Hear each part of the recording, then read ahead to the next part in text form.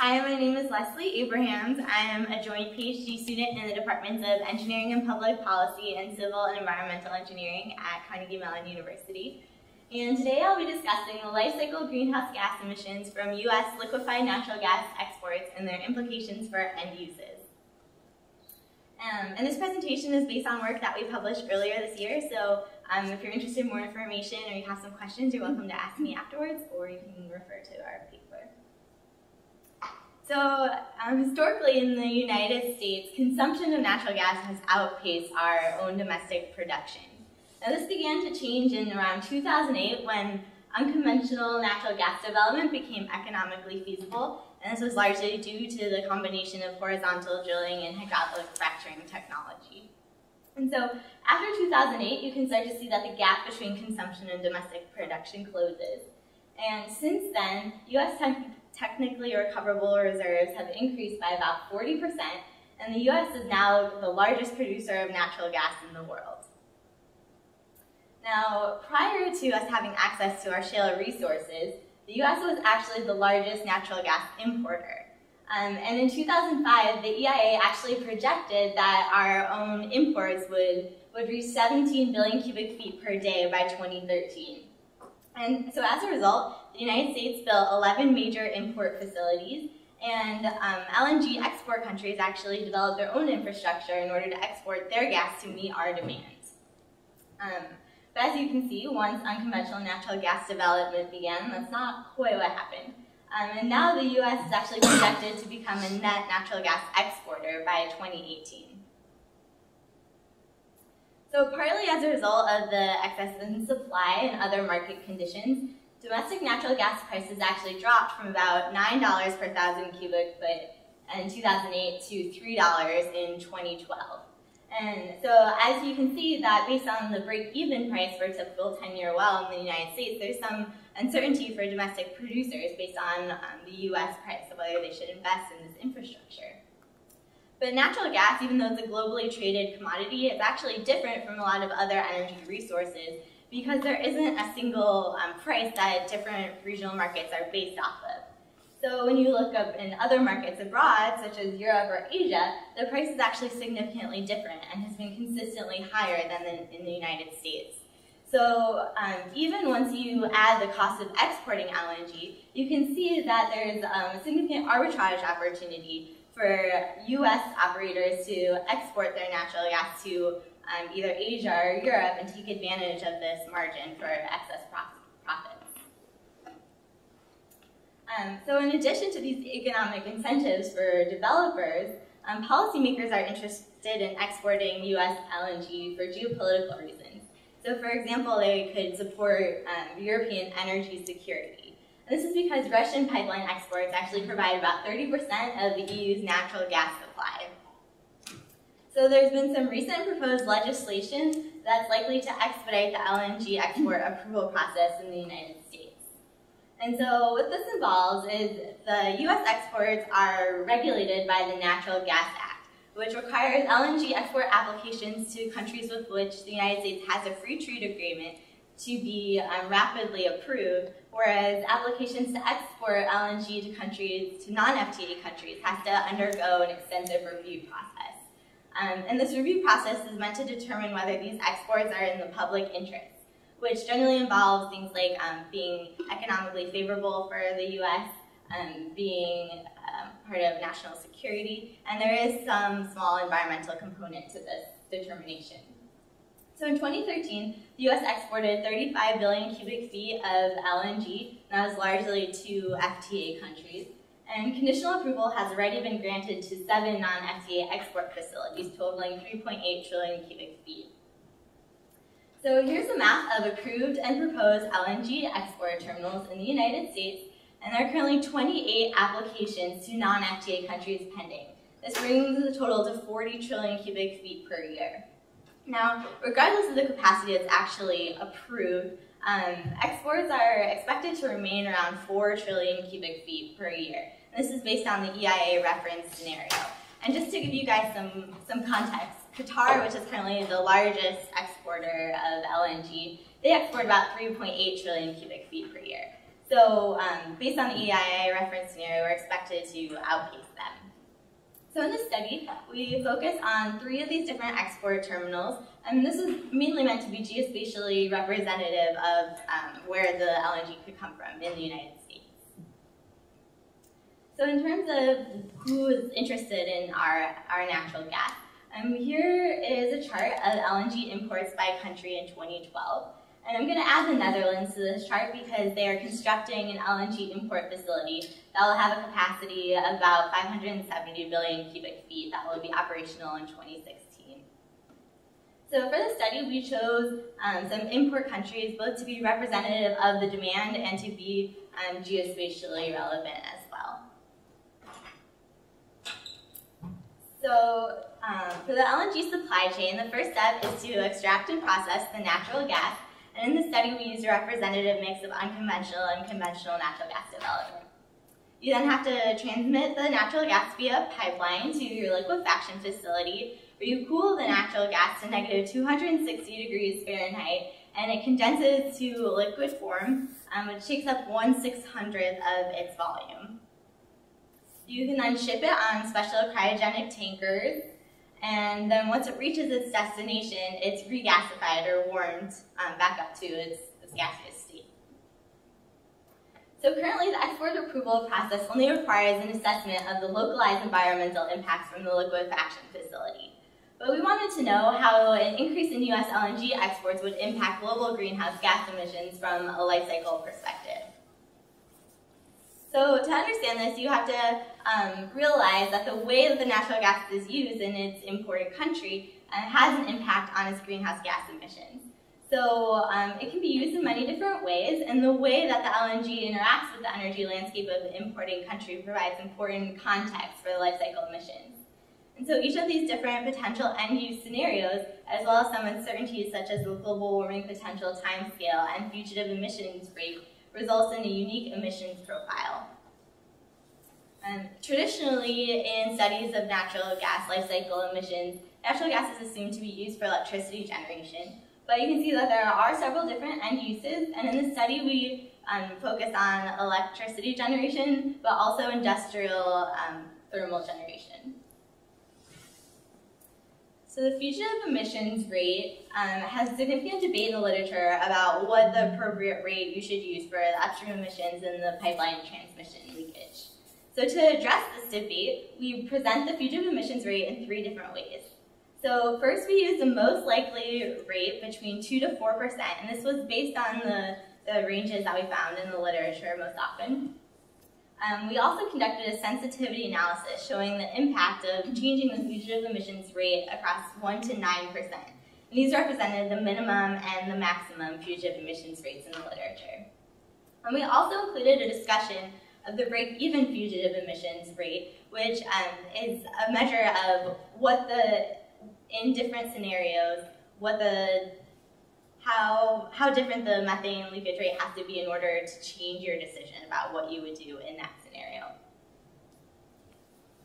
So with the methane leakage rate, we characterize it using global warming potential.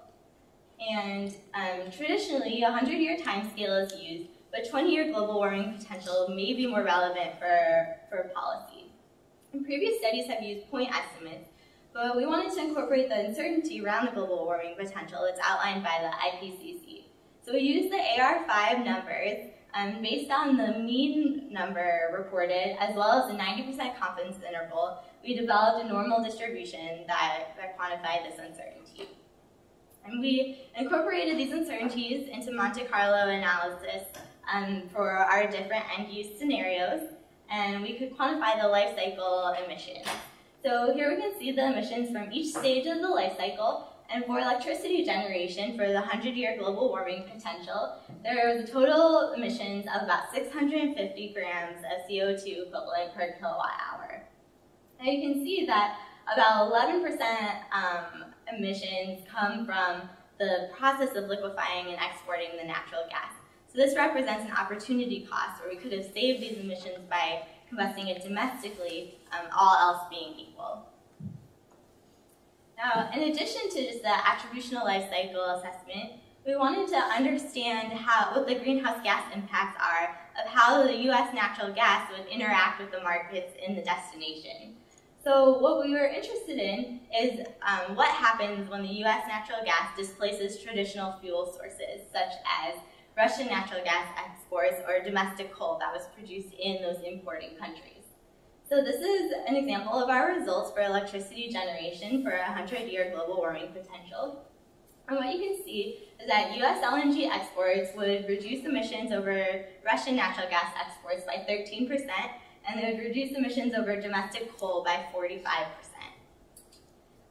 Now, different scenarios resulted in different displacement savings. And so this is one of the best situations for U.S. LNG exports versus domestic coal. But now we can look at industrial heating for the 20-year global warming potential. And so what we see is that this is a case where the U.S. LNG actually has a 4% increase over the domestic coal combustion. And that's largely due to the fact that coal boilers are actually relatively efficient. And what's important to note, though, is that there's still a 27% savings from displacing Russian natural gas, which actually is probably the most relevant for a short-term time scale because of infrastructure and switching costs. So as I mentioned, we wanted to understand how the fugitive emissions rate will impact our results. And so here you can see a fugitive emission rate varying from 1 to 9%, and the life cycle thermal energy generation emissions increasing as the fugitive emissions rate increases. And this shows both the 100-year and 20-year global warming potential. So the benefits of U.S. LNG are sensitive to the rate of methane leakage from the upstream emissions. Now, we can compare it to the coal emissions to find our break-even point. So for the 100-year global warming potential for thermal energy generation, the fugitive emissions rate must be less than 5% and less than 3% for the 20-year global warming potential to break even with coal.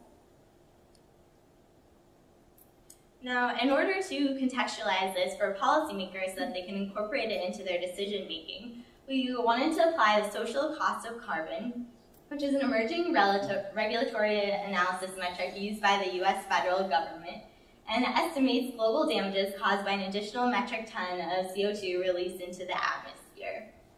And the most recent study has found that the social cost of carbon has an average value of $49 per metric ton, adjusted to 2014 dollars, and that's for a 3% discount rate. And this value can range between $14 to $150 per metric ton, depending on the discount rate used. And so when we monetize these carbon savings, we find that displacing coal with U.S. LNG exports, which saves 550 grams of CO2 equivalent per kilowatt hour, translates to a savings of $28 per megawatt hour generated. So far we've seen that the most likely outcome is that U.S. LNG exports will reduce global greenhouse gas emissions when substituting for domestic coal and Russian natural gas pipeline exports abroad. And these are bounding scenarios to help policymakers understand some of the non-intuitive potential outcomes of LNG exports. But so far, we've only been discussing global greenhouse gas benefits. But if we look back to our supply chain of LNG, we can see that a significant portion of the emissions derive from within the United States. And so this is 42% of our life cycle emissions. It's 270 grams of CO2 equivalent. And this translates into a social cost for the United States of $13 per megawatt hour. So even though there was a global savings of $28, the United States faces the cost of $13 for producing these exports. And so we can further contextualize this by comparing it to the domestic market price of gas. So at $4 per 1,000 cubic foot, across the full range of potential social costs of carbon, the cost of the United States for producing this natural gas for export would be about 12.5 to 137% of the domestic market price of the natural gas. So we see that there's some complex interactions between environmental, social, and economic consequences of U.S. LNG exports that makes predicting the net greenhouse gas impacts complicated. These complexities aren't necessarily captured by traditional attributional LCAs, nor are they considered by the need for review to determine whether an application for exports is in the public interest. So policymakers should consider domestic opportunity cost of US LNG exports, including how much greenhouse gas emissions could be saved by combusting the natural gas domestically, and as well as the potential for future domestic greenhouse gas reductions. Now, furthermore, we've seen that the US LNG exports result in an imbalance of accrued social costs and benefits from a country-specific carbon accounting perspective. And this is important because emissions inventories for global climate discussions traditionally focus on what is emitted within a country's border rather than on the net global consequential impact of those emissions. And this spatial shift in embodied carbon emissions, as well as other local environmental and social impacts from increased natural gas production, is an important consideration when determining whether increased US LNG export capacity is in the public interest. I'd like to thank my advisors and my funding sources, and I'd be happy to answer any questions.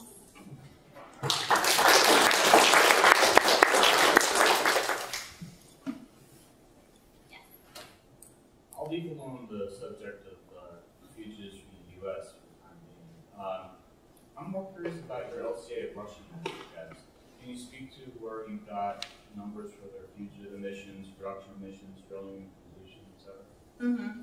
So we, in the study, we didn't have any specific papers to cite that gave us insight into the leakage rate from Russian natural gas specifically. So what we did was assume that the production emissions were the same as the United States, and that the pipeline emissions were also the same. Now the difference arises from the fact that the pipelines are extended a lot farther than the US.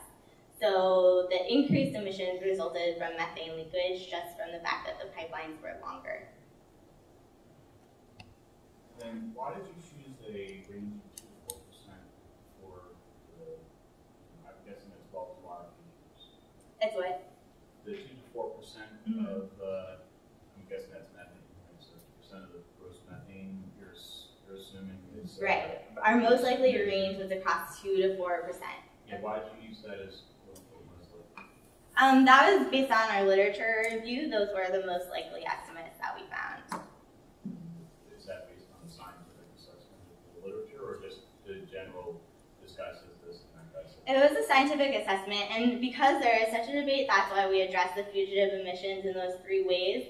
And you could see from the sensitivity analysis how that changes over time. And also the break-even analysis shows that especially for electricity generation, the fugitive emissions rate for 100-year global warming potential could be over 9%, and it still wouldn't change your export decision. Regarding the liquefaction, where did you get your figures for that? Was that from the Code Point permit or from other permits? It was, the uncertainty distribution was also drawn from existing literature.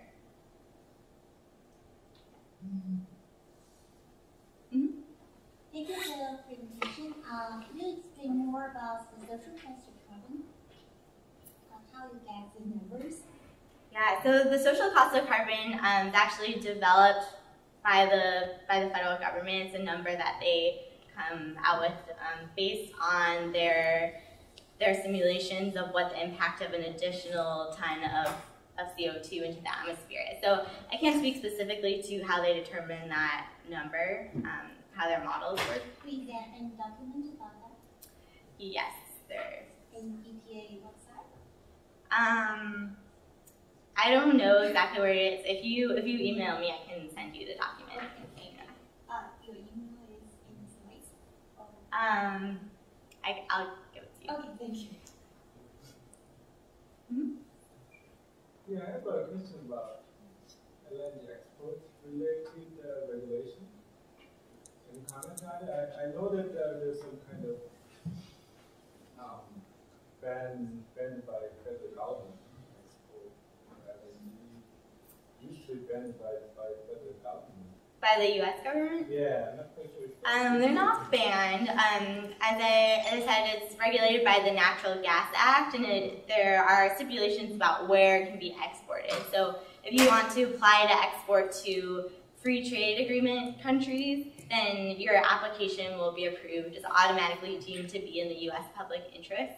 Now, if you want to export to non-FTA countries, which is actually where most of the demand is derived from, then you need to undergo a more extensive review process where they look at the local environmental impact, the economic impact, and the impact to national security. Mm-hmm. I think your study is fascinating. Do you happen to get your findings to policymakers? I mean, you published a paper a while ago. Yeah, we've had some interest from some media, but it hasn't extended beyond that for right now. Any other questions? Well, let's thank Leslie again.